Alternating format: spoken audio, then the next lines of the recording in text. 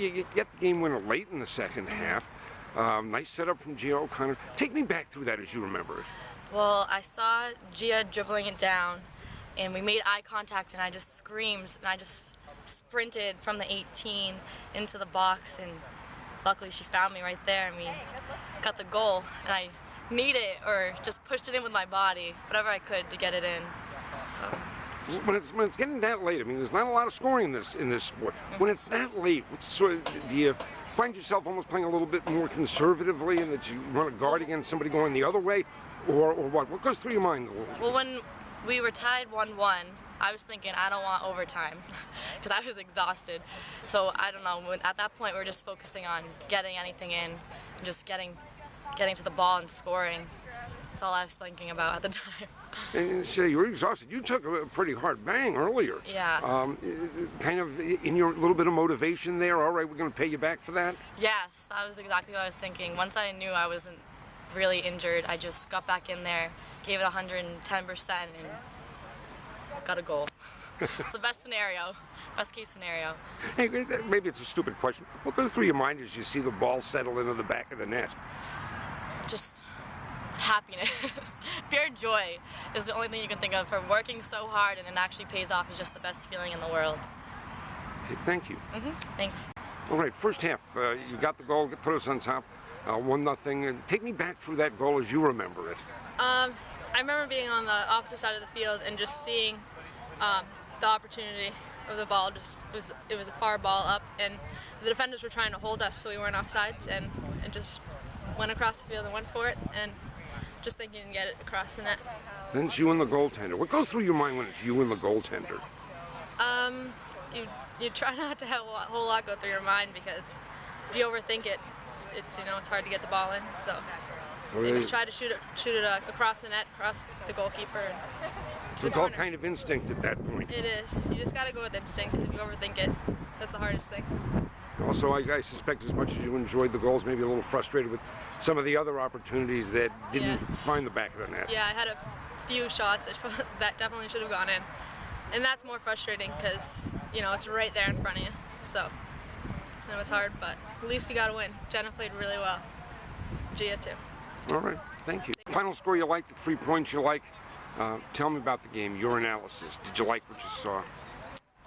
There were a number of points that we've been highlighting over the week in practice, and they certainly carried it out in this game this afternoon. So, yeah, overall, not a bad performance. I thought, as always, we tend to up the level of dramatics by making a couple of mental errors, but we're getting better at eradicating those mistakes. You say there were some points you'd worked on during the week and you wanted to see results. Today you did. What were those points?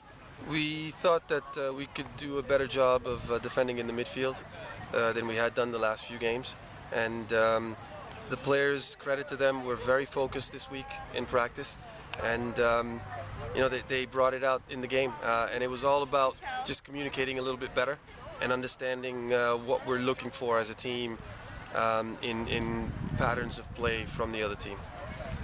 It seemed first half, second half were kind of different games. First half we seemed very much in control. There were times in the second half it seemed to get out of our control. Was there something that had changed? I really think it's just the youth that we have in certain spots and the lack of experience, where more experienced teams will step on an opponent's neck, if you will, for lack of a better term. We tend to relax a little bit and just let teams back into the play a little bit, and we let them enjoy too much possession, and so they grow in confidence, and that's what puts us on the back foot a little bit. First half especially, boy, it seemed as though the speed was paying off. It seemed as though Keanna had a number of opportunities, Brittany Russo had a number of opportunities as well, only cashed in on one of them. We're working on combining a little bit better in the attacking third, and that's still a work in progress. That's something that we'll hopefully target this week and get ready for our next match on Wednesday. Keanna, good goal to give you the lead.